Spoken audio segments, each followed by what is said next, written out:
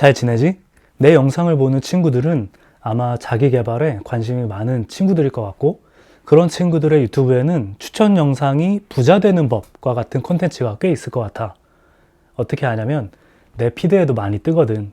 실제로 나도 돈 버는 것에 관심이 많아서 관련된 영상도 많이 보고 성공에 관한 책들도 많이 찾아봤었어. 고전으로 여겨지는 나폴레온 힐의 부자 되는 방법부터 최근에 핫했던 게리 베이너척 같은 사람들의 책 말이야. 그러면서 모두가 되고 싶어하는 부자란 과연 무엇일까에 대해 한번 생각해 보게 되었어. 부자가 있으려면 꼭 필요한 존재가 있어. 바로 가난한 사람이야. 왜냐하면 이것은 상대적인 개념이거든. 예를 들어볼게. 모두 다 사과 농사를 지으며 각각 10원씩 비슷하게 가지고 있는 시골 마을에 사람이 있다고 해보자. 여기에는 부자나 가난한 사람이 없지. 다 10원씩 있으니까. 그런데 어느 해 봄에 옆집 기훈이가 딸기를 재배하면서 20원을 갖게 됐어. 그럼 20원을 가진 기훈이가 다른 사람들에 비해 2배 부자겠지? 사람들은 수군대기 시작했고 다음 해부터 너도 나도 새로운 작물을 심기 시작했어. 그런데 여기서 망고를 재배한 창민이가 100원을 벌게 되었어. 이제는 20원 있는 기훈이도 100원을 번 창민이에 비하면 가난한 사람이 되었어. 기훈이가 20원을 가지고 있다는 사실은 변하지 않았지만 10원 가진 사람들 사이에서 부자였다가 100원 가진 창민이 앞에서는 다 가난한 사람이 되었지. 이렇게 부자와 가난은 상대적인 인식이야. 내가 생각하는 거지. 그러니까 누군가가 부자가 되고 싶다고 말하는 건 자신의 주변 사람들보다 더 많이 가지고 싶다는 뜻이 되는 거지. 내 주변에 1억을 가진 사람들이 대부분이라면 난 2억을 가져서 부자가 되고 싶은 거야. 요즘 들어서 이런 부의 차이를 더 심각하게 체감을 하게 되는 것 같아. 내 생각에는 온라인으로 다른 사람의 삶을 더 자주 보게 되면서 이렇게 된 것 같아. 예전에는 가끔 만나거나 듣던 친구들의 소식을 SNS에서 실시간으로 자주 보게 되니까 친구와 나를 비교하게 되는 거지. 우리가 온라인에는 좋은 것만 올리잖아. 그런데 이걸 본 상대방은 올라온 친구의 게시물만 보고 친구가 나보다 잘 살고 있다고 생각하게 되지. 그리고 상대적으로 본인을 가난하게 생각해. 심지어 온라인의 특성 때문에 이런 비교가 내 주변뿐 아니라 전 세계 사람을 상대로 비교하게 되더라고. 그래서 예전에는 1, 2억 가진 사람들이 부자였다고 생각했다면 이제는 전 세계에서 가장 돈 많은 사람을 부자라고 생각하게 되었지. 이게 우리가 가난과 부자를 인식하는 방식이야.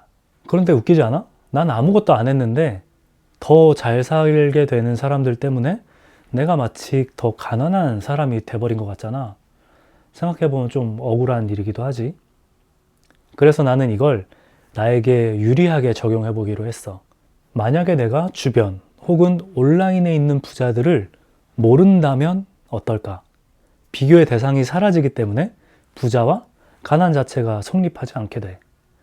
이거 좀 괜찮은 방법 같지 않아? 그냥 내가 다른 사람들을 신경 쓰지 않으면 되는 거야. 남을 기준 잡아서 나를 비교하는 게 아니라 내가 정한 내 스스로의 기준에 만족한다면 나는 그걸로도 충분한 사람이 되는 거지. 그런데 너희들 혹시 지금 이렇게 생각하고 있니? 그거 정신승리 아니냐고? 맞아, 정신승리야. 그런데 그렇게 정신승리라고 생각한 친구들에게 내가 오히려 거꾸로 물어보고 싶어. 그렇게 비교해서 나를 가난하다고 자책하는 건 정신패배 아닌가? 왜냐하면 다 같이 10원 있을 때는 가난한 줄 몰랐는데 100원 가진 사람이 나타나면서 내가 가난하다고 생각하는 거잖아. 내가 가진 10원은 바뀐 적이 없다고.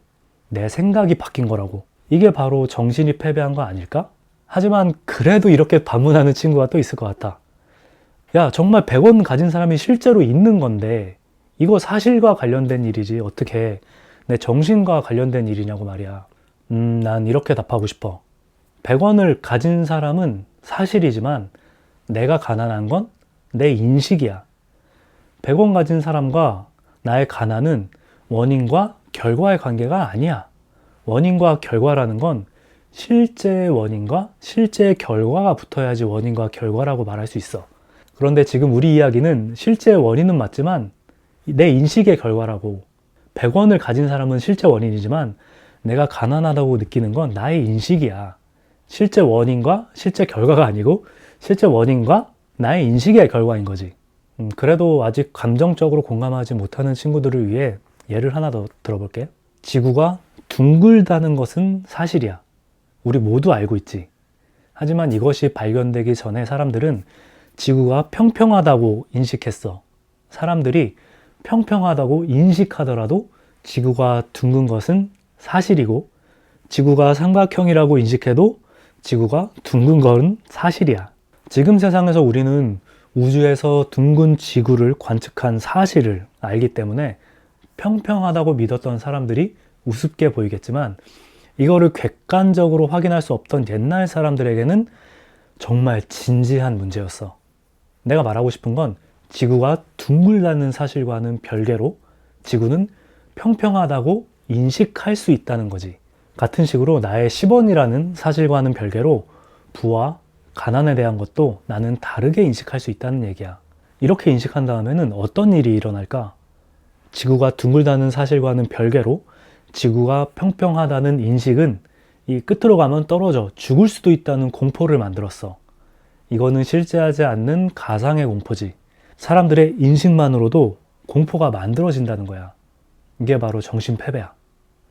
그래서 우리는 이렇게 생각할 수 있어. 사실과 인식은 별개의 문제다. 인식은 감정을 만들고 감정은 행동을 만들어. 평평한 지구 끝으로 가면 죽을 수도 있다는 공포 감정이 생겨서 절대 그곳에 가지 않는 행동을 만든 거야. 그래서 사실과 인식을 별개로 생각해야 하는 거지. 앞서 말한 부자와 가난한 인식에서 이걸 적용해보면 나를 가난하게 인식하는 거는 나쁜 감정을 불러일으키기 때문에 내가 가난으로 인식하지 않는 편이 나에게 도움이 돼. 내 인식이 가난하건 부자이건 상관없이 난 그냥 내 할 일을 열심히 하면 되는 거야. 이제 정리할게. 우리는 각자의 인생 속에서 사실과 인식을 어떻게 다룰지 선택할 수 있어. 당연히 나에게 유리한 방식으로 선택하면 돼. 그리고 이게 익숙해지면 우리 공동체의 유리한 방식까지 더 넓게 생각할 수 있게 되지. 당연히 이거는 다른 사람의 생각이나 비교가 아니라 내 스스로의 생각에 의해 결정되어야 하는 일이야. 나에게 또 우리에게 좋은 선택을 하자고. 또 보자.